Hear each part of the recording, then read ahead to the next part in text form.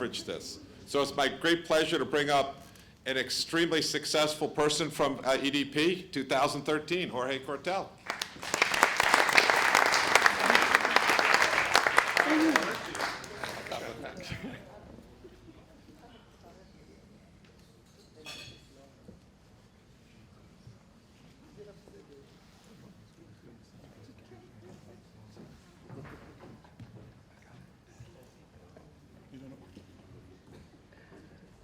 Well, thank you very much for inviting me to be here. Is this on? Okay, I'll put it closer. There it goes. Thanks for the invitation. Feel free to take photographs, videos, recording. I'm anti-copyright, so feel free to share anything. There's a hashtag. And I'm a friend of controversy as a way to wake up people, and particularly after such a nice meal. So I'm going to say some things that you might find uncomfortable. You've been a few days with Bill, so I guess that's gonna feel normal. But I'm going to say those things for a reason, and it's all going to come at the end with a message. So, innovation-driven entrepreneurship narrative meets memes and manipulation. I'm not talking about all that while talking about me. We're going to be addressing me as successful entrepreneur, because I don't know about that successful. See the quotes there. So everything that I'm going to say depends on the point of view. Keep that in mind as I'm talking, because I'm going to do two things. One, I'm not going to tell a single lie. Everything that I'm going to say is true. And some things are going to be hard to believe, but everything I'm going to say is true. But also, I'm going to manipulate you. Normally, people don't tell you that ahead of time, but I like to tell you because at some point, you're going to feel, hey, wait a second, I'm warning you. But that's the idea. That's the point of this talk. So, memes, myth, manipulation. What's the difference between a myth and a legend? It all depends on if you believe in it or not. You know, an icon of Christianity and then turn into a meme and then turn into more things. But if you believe on the Bible, then that's a legend. If you don't believe on the Bible, that's a myth. So that's the first difference that I want to make. And then if you turn that into a single unit of information with a message that gets transmitted through a culture, that becomes a meme. So this is a meme that is based on either a legend or a myth. That depends on where you stand. But I'm not here to talk about religion. I'm here to talk about entrepreneurship and innovation. Now, they say start your talks by asking people things and then have them raise their hand and get them involved. If I ask, do you want to be an entrepreneur? That'd be ridiculous because you wouldn't be here otherwise. But raise your hand if you want to be a successful entrepreneur. Come on, I know. I hope everybody's going to raise it. Then keep it up if you think you're going to be a successful entrepreneur. All right, and then keep it up if you think you're a psychopath. Thank you. Thank you. We have some realistic people in the room. I'm not going to go through the statistics, but it's extremely unlikely that you'll become successful entrepreneurs if you think success as money, okay? And that's why the air quotes. 99% small businesses, so it's not going to be huge. Only 1% VC-backed, if you think that's successful, I don't know. And then 75% of those, 1% of those, 1%, they're not even going to return the money to the investors. So, run the statistics. It's more likely that you get hit by lightning twice in a row that you become this successful entrepreneur you have in mind. So that unrealistic expectation is part of that psychopathy. And I didn't call some of you psychopaths for the sake of it. It's because it is proven that psychopaths make better CEOs. Okay, and we can talk about psychopathy, and we can talk about the symptoms and all that, and you can go research. But there's a reason, there is a link between a specific kind of psychopathy entrepreneurship and being a CEO. Is that single-minded focus. Is that I don't care what the cost is. Now, obviously, there are psychopaths, there are sociopaths, there are psychopaths that are dangerous, and there are ones that are not, so there's all kinds. But that single-minded focus, I don't care what it takes. That's part of a definition of psychopath. So going back to me, I'm the one that's been invited by Bill. I don't know if by now he's regretting it, but you can't. Too late now. Let you tell him. Too late. Am I a psychopath? Who am I? So I'll tell you a little bit of who am I and how I got here. I come from a poor family. I was very badly abused as a child, not by my family, but in school. I was the first one in my family to go to college. I'm part of a minority. I'm Hispanic. I've gotten cancer twice. Still here I am. I also got narcolepsy. That's what makes things easy. And level 1 autism. That's something I never said in public, but here you are, the premiere. It used to be called Asperger's. It's not Asperger's anymore, but it's still autism. I was a professional basketball player, like Bill, so that's another one of those connections. I dropped out of college just once. I've gone to 7 universities, but only dropped out of college once, but I'm a college dropout. Serial entrepreneur. I set up 8 companies. I created, quote unquote, created tech innovation. Just a guy with an idea, just me. And I'm bootstrapped, self-funded, the company. And I'm a billionaire, according to an investment bank in New York, latest valuation, and some offers I've received, $2.4 billion. So I'm a billionaire. So that's who I am. And now remember, I'm here to manipulate you. So don't clap yet. Most of these guest lectures, speeches, and stuff are ego trips. So this is where they would normally end.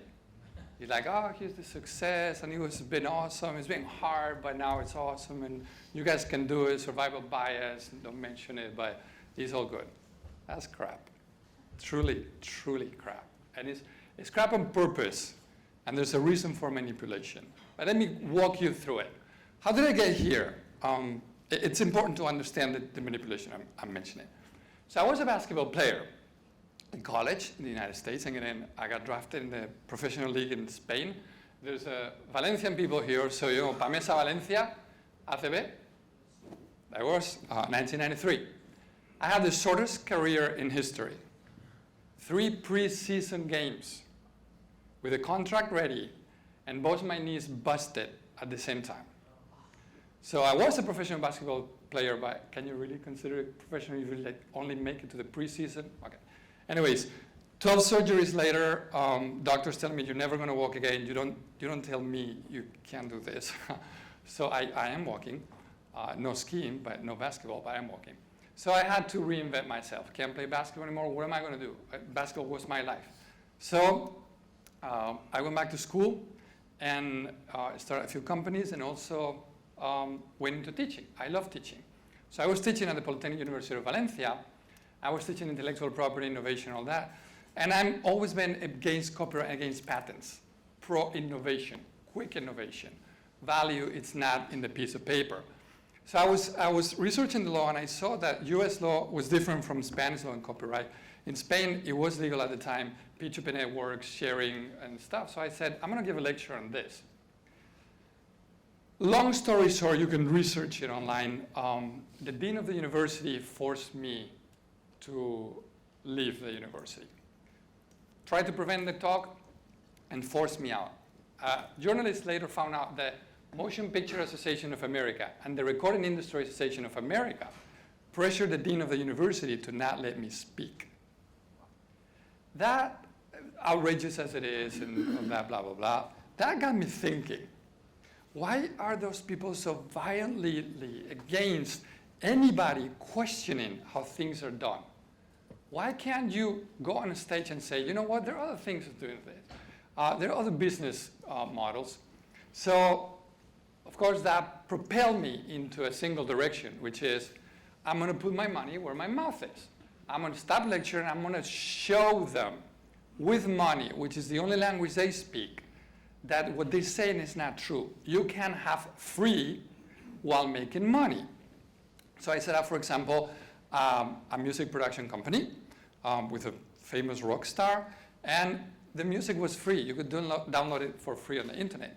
Yeah, we made money. So I sold that company. In less than a year, we were profitable. I sold it to him. I left. I don't even know if they're operating anymore. I don't think so. But I found another company. I said, well, maybe music is easy. Maybe software is much more difficult. You know, I gotta protect the software. So I set up another company with another partner, 3D software, free, libre, open source software. That's what FLOSS means. So the software was free, and it was open source. Again, profitable in less than a year. Sold the company to my partner, who then turned into closed source, and then tanked the company. I guess it's related, but. So then I said, well, maybe software is easy, but enterprise software in healthcare. You know that Elon Musk, that's the one area that he considered and decided not to go into because it's too difficult. He said, you know, let's go mine asteroids in space. That's easy compared to freaking enterprise software in healthcare. So that's what I did. You know, like one challenge, here's the challenge. And that's what I've been doing for 15 years. When I came to EDP, I was halfway through this already. I wish I was here before. It would have saved me years of my life. I mean, please pay attention to what Bill told you. You have no idea how useful it is. It's never too late, but for me it was a little bit. But I was living in New York, working for Canton Expanding, and then I met a woman. She was, I was divorced. She was a breast cancer patient, and I fell in love with her. And I said, you know what? I'm in enterprise medical software. I'm going to focus on ways to help her case. You know, you fall in love, you do those things. You don't think about the economic return. I don't have any investors or partners, so I'm going to focus on that. Just so you understand how single-mindedly focused I was, I'll tell you a story before I go into the software and the company. I knew I wanted to marry her, but we were dating for a short time. You know, I was an immigrant. It was not a sure thing that she would say yes. So I said, I'm gonna make sure that she says yes. So here's a hint for any guy that wants to propose to someone and wants to make sure they say yes. I said, I'm gonna give her a ring that is gonna blow her mind, and she's gonna be like, oh man, yes, I have to say yes because. So what do? You buy the most expensive ring? I don't think so. That's not who I am. Plus, I don't have that kind of money. So it had to be very special. So I decided, what rock can you put in a ring that is special, so different than nobody else has? How about an extraterrestrial rock, a rock that comes from space? That sounds neat, right? So does anybody do that? And then I found people that hunt meteorites for museums and stuff. Okay, I'm going to contact them. I'm going to see if I can get a piece.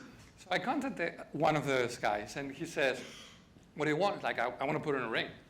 He's like, well, something that looks like a jewel, it's rare, and something that's big enough is very rare. You know, who's your customer? I said, no, it's for me.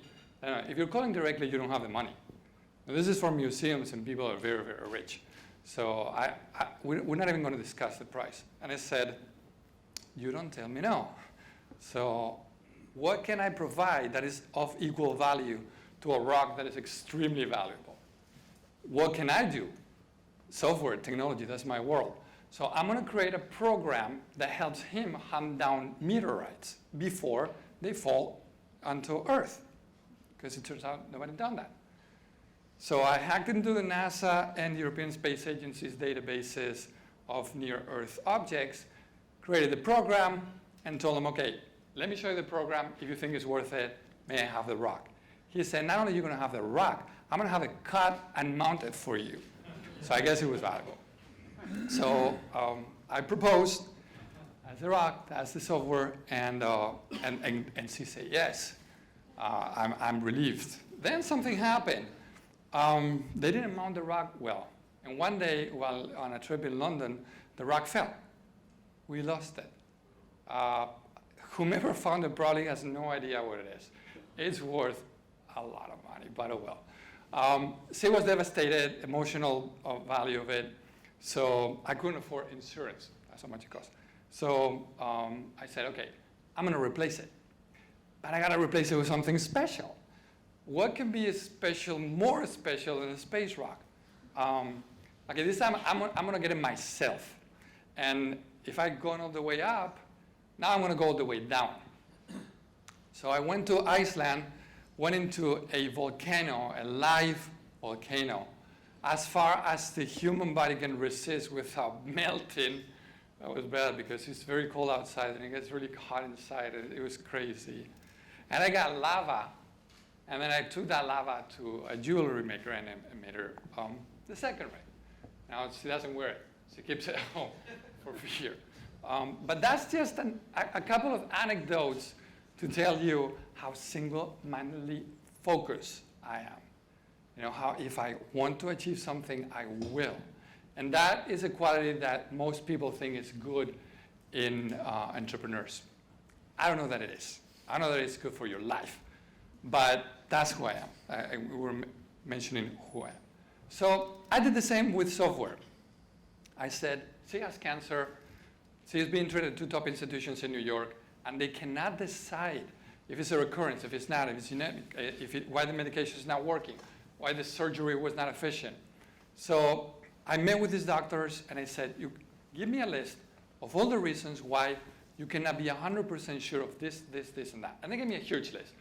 Huge technical challenges. Nobody's done that before in healthcare. Nobody has to this day. So I hire experts in video games, experts in satellite imaging, the head of the artificial intelligence program at the European Space Agency. I mean, all kinds of experts. And we said, we're going to tackle this. And I designed this program that crisscrosses information, not just from medical imaging, but also from digital pathology, genomics, and pharmacogenomics. Then I realized I didn't know enough about genomics. I've taken 1 year of neurobiology at Harvard, but I didn't know about genomics. So I went back to school and took 2 postgraduate courses on clinical genomics while working full-time at this. So we could understand how it works. And it worked. She's now cancer-free, besides being my wife. So it really worked. And then I pivoted the company to this product. Nobody else had this product. Microsoft did an analysis and said this can save the NHS in the UK millions of pounds every year. Some top experts in the industry were like, British Medical Journal. To say that I was blown away will be an understatement. Huge success. So the company now is finally going up like a rocket. So like I said, this is where the presentation would normally end. Ego trip, yeah, everything is awesome. I did awesome things. But I'm here to tell you about, look at things from different perspectives and why and whom would somebody want to manipulate you. If I wanted to make you believe I'm awesome, that's where I'll stop. If I wanted to create a myth about myself and entrepreneurship, that's where I'll stop. You just believe all I told you, and I haven't told you a single lie. It's all true. But that builds a myth, and I don't want to be a myth. And you decide if I'm a legend or not, but I don't want to be a myth. And that's what media is doing with entrepreneurs and startups. They're building myths. Mark Zuckerberg, really? But even Steve Jobs, I met the guy in New York. Come on, most of the stuff that you read about him, I wouldn't touch it, you know? So let's get real, let's be transparent, let's talk about this. So how does it work? I am from a poor and abused childhood, but my family loves me and now they're well off. So you think that, oh, it comes from a poor family. I'm not really that poor, don't feel bad for them anymore. I am indeed from a minority, I'm Hispanic, but I am white Caucasian because I'm from Spain, not Latin, I'm not Latino. So in the United States, people from Spain are in a unique position. You can be a minority or not. If you declare yourself Hispanic, which you are, or Caucasian, which you also are. So I can be a minority or maybe not a minority. Honestly, to the world, I'm white. To the world, I'm Caucasian. So I'm privileged in that sense. Cancer, true, I've had it twice, but I don't have it anymore. Narcolepsy, true, I've had it, but only a few of the effects are left. And yes, I was diagnosed with Asperger's, but the truth is, of all the tests that I took, the one that stood out and that pulled everything onto the Asperger's is the there's a test to measure how systematic you are, how organized, how clear-cut engineer you are. I scored 126 over 120.